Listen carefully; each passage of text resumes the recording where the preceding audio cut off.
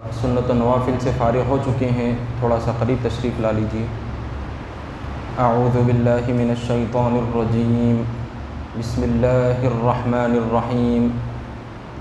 الف لام میم، ذالک الکتاب لا ریب فیہ ھدی للمتقین الذین یؤمنون بالغیب ویقیمون الصلاة ومما رزقناہم ینفقون والذین یؤمنون بما انزل الیک وما انزل من قبلک وبالآخرۃ ھم یوقنون اولئک علی ھدی من ربہم واولئک ھم المفلحون۔ صدق اللہ العظیم۔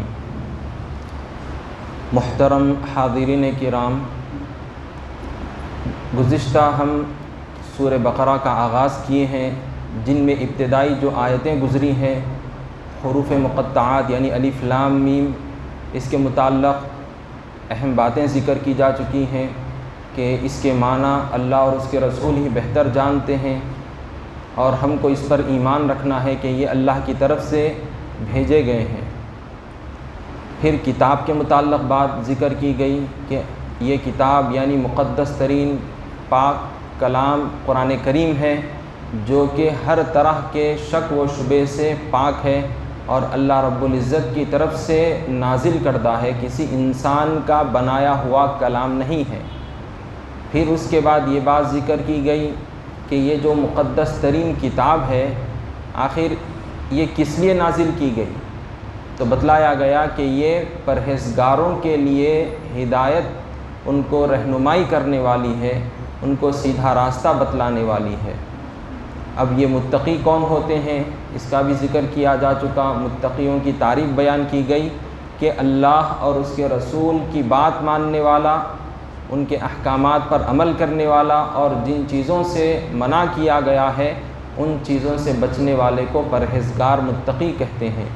اور ایک بھی یہ بات ذکر کی گئی کہ متقی کس کو کہتے ہیں، کہ جو اچھی باتوں کو اختیار کرے اور بری باتوں سے بچے، اس کو پرہیزگار کہتے ہیں، متقی کہتے ہیں۔ اب اس کے بعد اللہ رب العزت نے ان کی کوالٹیز ذکر فرمائی، ان کی صفات کا ذکر فرمایا۔ پہلی صفت کیا ذکر کی گئی تھی کہ الذین یؤمنون بالغیب، یعنی جو غیب پر ایمان رکھتے ہیں۔ اس کے متعلق بھی اہم باتیں ہم ذکر کر چکے ہیں گزشتہ، کہ ایمان کس کو کہتے ہیں اور یہ غیب پر ایمان رکھنے سے کیا مراد ہے۔ یعنی جو عقل میں نہ سما سکے، جو آنکھوں کو دکھائی نہ دے، وہ چیز غیب کہلاتی ہے۔ اللہ رب العزت کو ہم نے نہیں دیکھا، لیکن ہم نہ اس کو دیکھ سکتے ہیں، نہ عقل سے سمجھ سکتے ہیں، تو ہم کو اللہ کے ایک ہونے پر اور اس کی تمام صفات و کمالات کو مانتے ہیں، اس پر ایمان رکھنا ہے ہم کو۔ جنت دوزخ کا معاملہ ہے، آخرت کا ہے، پھر سے دوبارہ اٹھائے جانے کے بارے میں ایمان رکھنا ہے۔ تو ایمان کی تفصیل بھی ہم کل ذکر کر چکے ہیں۔ اب آئیے دوسری جو صفت ذکر کی جا رہی ہے پرہیزگاروں کی، وہ کیا ہے؟ وَيُقِيمُونَ الصَّلَاةَ، اور وہ نماز قائم کرتے ہیں۔ یہاں پر نماز ادا کرتے ہیں یہ لفظ وَيَؤُدُّونَ الصَّلَاةَ یہ لفظ استعمال نہیں کیا گیا ہے، بلکہ وَيُقِيمُونَ الصَّلَاةَ فرمایا گیا۔ تو اب اس کی بڑی دل نشین تفسیر اور معانی و مفاہیم بیان کیے گئے ہیں۔ چند اہم باتیں میں آپ کے سامنے عرض کروں گا آج، کہ اقامت صلاۃ یعنی نماز کا قائم کرنا کیا ہے، کہ زندگی میں ایک بار نماز پڑھ لیے، یا صرف جمعے کے دن نماز پڑھ لیتے گئے، یا عید کے دن نماز پڑھتے گئے، تو اس کو اقامت صلاۃ نہیں کہیں گے، نماز کا قائم کرنا نہیں کہا جائے گا، بلکہ اللہ رب العزت نے 5 وقت کی نماز ہم پر فرض کی ہے، تو اس کو برابر ادا کرتے رہنا ہے۔ جب تک جسم میں جان رہے گی برابر نماز کو پڑھتے رہنا، یہ نماز کا قائم کرنا کہلائے گا۔ اسی طرح سے اقامت صلاۃ میں یہ چیز بھی داخل ہے کہ نماز کو کس ڈھنگ سے پڑھیں، تو بتلایا گیا ہے نماز کے اندر جو فرض چیزیں ہیں، نماز کے اندر جو واجب چیزیں ہیں، جو سنتیں ہیں نماز کے اندر، ان تمام کی رعایت کرتے ہوئے، ان تمام کو صحیح طور پر ادا کرتے ہوئے نماز کا پڑھنا، یہ اقامت صلاۃ یعنی نماز کا قائم کرنا اس کو کہا جائے گا۔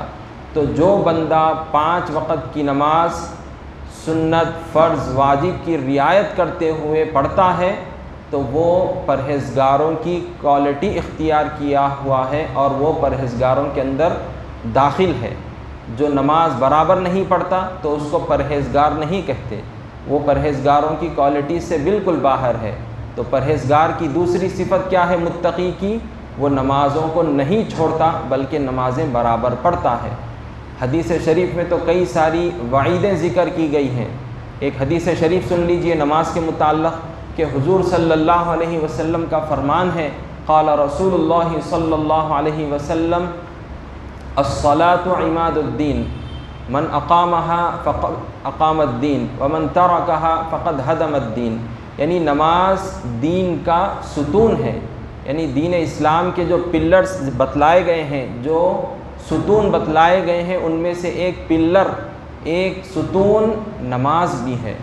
جس نے نماز قائم کی، نمازوں کو برابر پڑھتا رہا تو گویا اس نے اس کو باقی رکھا، اور جس نے نمازوں کو چھوڑ دیا تو گویا اس نے دین کی بنیاد کو گرا دیا۔ اللہ اکبر۔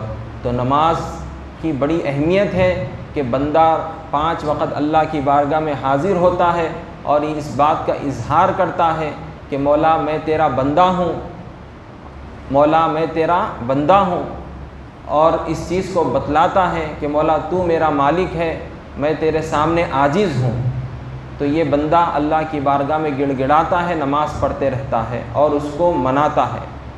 پھر اب اس کے بعد آئیے دوسری بات یہاں پر ذکر کی گئی، تیسری صفت وَمِمَّا رَزَقْنَاهُمْ يُنْفِقُونَ، یعنی اور جو کچھ ہم نے ان کو دیا ہے اس میں سے خرچ کرتے ہیں۔ اللہ رب العزت نے انسان کو مال و دولت سے نوازا ہے، تو اب بندہ اس میں سے کیا کرتا ہے کہ وہ ضرورت مندوں کو اور اچھی جگہوں پر اس کو خرچ کرتا ہے۔ اب یہاں پر اللہ تعالیٰ نے رزقنا، رزق کا جو لفظ استعمال کیا ہے، عربی میں اس کے کئی سارے معنی آتے ہیں۔ ہم عام طور پر اردو میں کیا سمجھتے ہیں کہ رزق یعنی کھانا پینا، بس یہی سمجھتے ہیں۔ تو رزق سے مراد عربی میں اس کے بڑے معنی ذکر کیے گئے ہیں۔ اب اس کے اندر مال بھی آتا ہے، مال بھی آتا ہے، اولاد بھی اس کے اندر شامل ہوتی ہے، اب علم بھی اس کے اندر آ جاتا ہے، یعنی رزقنی اللہ اولادا، رزقنی اللہ العلم، اللہم ارزقنی شفاعہ، کئی سارے ہم عربی میں یہ چیزوں کو استعمال ہوتا ہوا دیکھتے ہیں۔ تو بتلایا گیا ہے کہ اللہ رب العزت نے جو مال و دولت دی ہے تو اس کو اللہ کی راہ میں خرچ کرنا۔ اللہ رب العزت نے علم عطا کیا ہے تو کنجوسی نہیں کرنا، بلکہ دوسروں تک اس علم کو عام کرنا، دوسروں تک پھیلانا ہے، یہ چیز بھی خرچ کرنے میں داخل ہے۔ تو پرہیزگاروں کی کیا کوالٹی ہے کہ وہ اللہ کے دیے ہوئے رزق میں سے خرچ کرتے ہیں، بخالت کنجوسی نہیں کرتے۔ یہاں پر ایک پوائنٹڈ بات کہ یہاں پر روزے کا ذکر نہیں کیا گیا، حج کا ذکر نہیں کیا گیا، بڑی 2 اہم باتیں ہی ذکر کی جا چکی ہیں، یعنی نماز کا قائم کرنا اور اللہ کی راہ میں جو اللہ نے دیا ہے اس کو خرچ کرنا۔ تو اس کے بارے میں بتلایا گیا ہے کہ عبادت 2 قسم کی ہوتی ہے، ایک مالی عبادت اور ایک بدنی عبادت۔ بدنی عبادت جس کے اندر نماز اور روزہ دونوں شامل ہیں، اور مالی عبادت جس کے اندر زکوٰۃ شامل ہے۔ تو یہاں پر 2 باتیں ذکر کی جا چکی ہیں کہ بدنی عبادت نماز اور مالی عبادت جو کہ اب اس کے اندر زکوٰۃ یا پھر صدقہ، یہ چیزیں اس کے اندر شامل ہیں۔ تو مالی اور بدنی 2 عبادتوں کے ذریعے سے اشارہ دیا گیا ہے کہ پرہیزگاروں کی یہ صفت ہے کہ وہ بندے اللہ رب العزت کی بارگاہ میں نمازیں بھی پڑھتے ہیں، روزہ بھی رکھتے ہیں، زکوٰۃ بھی دیتے ہیں، حج بھی ادا کرتے ہیں جو ان کے ذمے ہوتا ہے۔ تو یہ چیز ان چیزوں کی طرف اشارہ کرتی ہے، چاہے وہ مالی عبادت ہو، بدنی عبادت ہو، ہر صورت پرہیزگار اس صفت کو اپنائے ہوئے ہیں۔ اب آئیے آگے اللہ رب العزت کا کیا فرمان ہے، والذین یؤمنون بما انزل الیک وما انزل من قبلک، اور وہ اس کتاب پر ایمان رکھتے ہیں جو اے محمد صلی اللہ علیہ وسلم آپ پر نازل ہوئی، اور ان کتابوں پر بھی جو آپ سے پہلے نازل ہوئی۔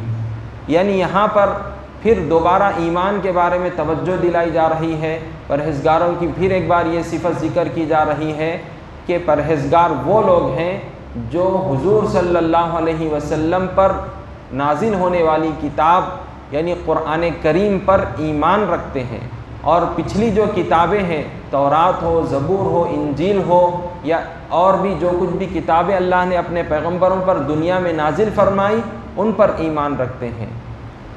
تو یہ چیز پرہیزگاروں کی صفت ہے۔ یہاں پر ان چیزوں کو خاص کیوں کیا گیا؟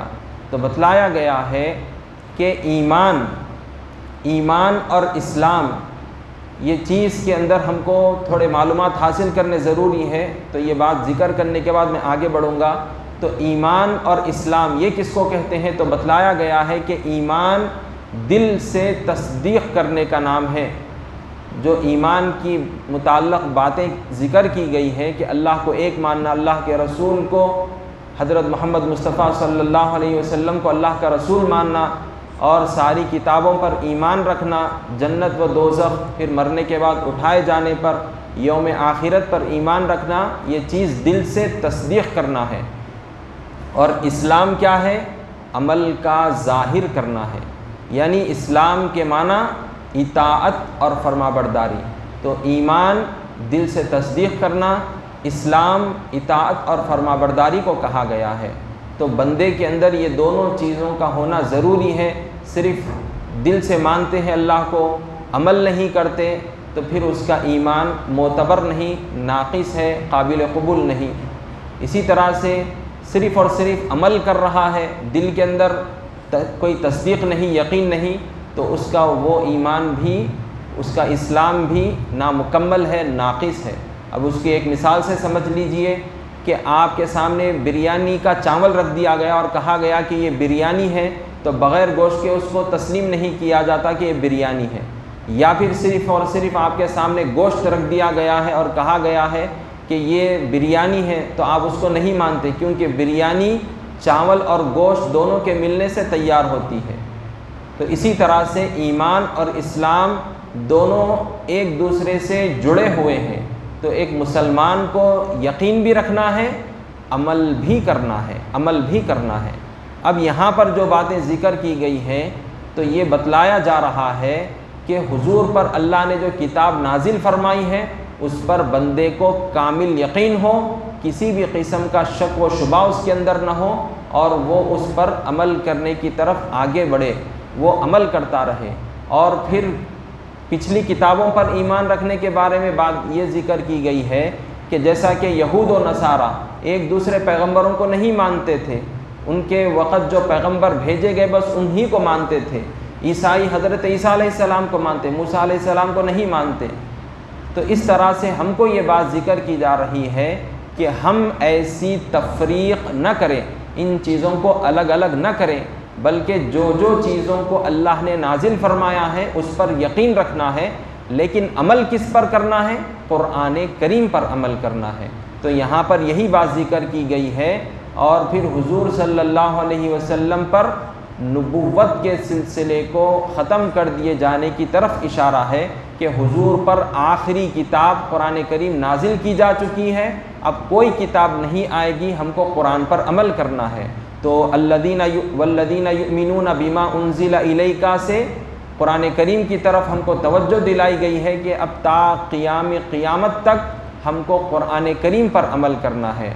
اور پھر وما انزل من قبلک، جو آپ سے پہلے کتابیں جو نازل کی گئی ان پر بھی ایمان رکھنا، یعنی ان کو الگ نہیں سمجھنا، بلکہ وہ بھی اللہ کی طرف سے نازل کی گئی ہیں، کسی انسان نے نہیں بنائی تھی، لیکن عمل نہیں کرنا ہے۔ وہ پچھلی کتابوں کا حکم بین ہو چکا، منسوخ کر دیا گیا۔ عمل کس پر کرنا ہے؟ قرآن کریم پر عمل کرنا ہے۔ اب اس کے بعد ایک صفت ذکر کی گئی ہے، وَبِالْآخِرَةِ هُمْ يُوقِنُونَ، اور وہ آخرت پر بھی یقین رکھتے ہیں۔ یعنی متقیوں کی یہ صفت بھی ہے کہ وہ آخرت پر یقین رکھتے ہیں کہ کل اللہ کی بارگاہ میں حاضر ہونا ہے، یہ دنیا فنا کر دی جائے گی اور سارے انسانوں کو دوبارہ اٹھایا جائے گا اور پھر کل اللہ کے سامنے حاضر ہو کر جواب دینا ہے، یہ یقین رکھتا ہے بندہ۔ تو یہ صفت پرہیزگاروں کی اعلیٰ صفت ہے، کیونکہ جب تک انسان کے اندر آخرت کی فکر نہ ہو، کل قیامت کے دن اللہ کے سامنے حاضر ہونے کی کوئی فکر نہ ہو، تو وہ گناہوں کو نہیں چھوڑتا۔ کیونکہ ہم دیکھتے ہیں کہ ایک انسان ہے، قتل کرتا ہے، مار کاٹ کرتا ہے، لڑائی جھگڑے کرتا ہے، بڑا بے باک رہتا ہے، حالانکہ کوئی بھی کنٹری ہو ان چیزوں کو پسند نہیں کرتی، ہر کنٹری کے اندر کچھ نہ کچھ قوانین رولز بنے ہوئے ہیں، کوئی قتل کرتا ہے تو اس کے لیے کچھ الگ سزا ہے، کوئی چوری کرتا ہے، کوئی کچھ کرتا ہے غلط کام تو سزائیں مقرر ہے دنیا کے اندر ہر جگہ کسی نہ کسی کنٹری کے اندر۔ لیکن جس کو عادت پڑ جاتی ہے وہ برابر قتل کرتا ہے، کسی بھی حکومت اور وہاں کے قانون کو نظر انداز کر دیتا ہے، مانتا نہیں، بلکہ وہ عادی ہو جاتا ہے، غلط کام کرنے کا عادی ہو جاتا ہے۔ لیکن اسلام کی تعلیمات دیکھیے، اسلام نے یہ فکر دی ہے کہ کل قیامت کے دن اللہ کے سامنے حاضر ہونا ہے اور وہاں پر جواب دینا ہے، اور پھر جو بندے نیک اعمال کیے ہوں گے اللہ تعالیٰ ان کو جنت عطا فرمائے گا، ان کو جنت میں داخل کرے گا، اور جو برے کام کیے ہوں گے اللہ تعالیٰ ان کو طرح طرح کے عذابات دے گا۔ تو یہ فکر جب بندے کے اندر ہوگی، اگر اس سے کوئی غلط کام بھی ہو جائے گا تو پھر وہ فکر کی وجہ سے راہ راست پر آ جاتا ہے، اور ممکن ہے اس کے دل کے اندر روشنی پیدا ہو جائے، وہ اپنے گناہوں کو چھوڑ دیتا ہے۔ اور اس کی کئی ساری مثالیں موجود ہیں کہ کس طرح سے بڑے بڑے گناہگار، کس طرح سے بڑے بڑے قتل کرنے والے لوگ سیدھے راستے پر آ گئے۔ وجہ کیا تھی سیدھے راستے پر آنے کی؟ قتل، غارت گیری چھوڑنے کی، چوری چھوڑنے کی کیا وجہ تھی؟ تو وہ تھی فکر آخرت، کہ کل اللہ کے سامنے حاضر ہونا ہے، تو میں کیا صورت لے کر جاؤں گا، کیا منہ لے کر جاؤں گا، یہ فکر ان کے اندر پیدا ہو گئی تھی۔ اس وجہ سے انہوں نے قتل کرنا چھوڑ دیا، چوری کرنا چھوڑ دیا، برے کام کرنا چھوڑ دیے۔ تو یہ اسلام کی ایسی پیاری تعلیمات ہیں جو بندے کے اندر ہونی چاہیے، اور یہ فکر ہونی چاہیے کہ کل مجھ کو بھی اللہ کے سامنے حاضر ہونا ہے۔ تو پرہیزگاروں کی یہاں پر یہ صفت بھی ذکر کی گئی ہے کہ وہ آخرت پر یقین رکھتے ہیں۔ انشاءاللہ اس کے بعد کی آیتوں کی تفسیر آئندہ ذکر کی جائے گی۔ وصلی اللہ تعالی وسلم علی خیر خلقہ سیدنا محمد وعلی آلہ وصحبہ اجمعین والحمد للہ رب العالمین۔